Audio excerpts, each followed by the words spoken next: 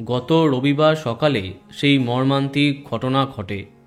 শনিবার রাতে দেদার মদ্যপানে পড়ে পরদিন সকালে এক পথযাত্রীকে পিষে মারে বাংলা ধারাবাহিকের পরিচালক ভিক্টর গাড়ি।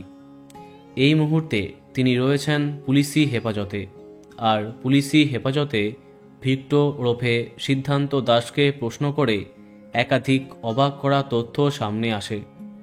জানা যায়, অভিনেত্রী রি সেন অস্বীকার করলেও সেদিন গাড়িতে তিনিও ছিলেন, তাই ইতিমধ্যে ধারাবাহিকে তাকে সরিয়ে দেওয়া হয়েছে।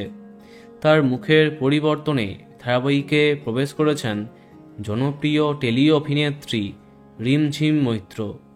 এবার পরিচালকের পরিবর্তন করা হলো শান বাংলার জনপ্রিয় ধারাবাহিক ভিডিও বৌমাতে।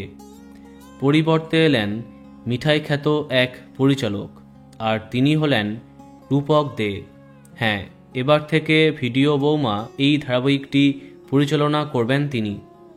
এর আগে মিঠাই, ফেরারি মন, রানী রাসমণি, ভূমিকন্যা প্রভৃতি ধারাবাহিকে পরিচালকের স্থানে তাকে দেখা যায়।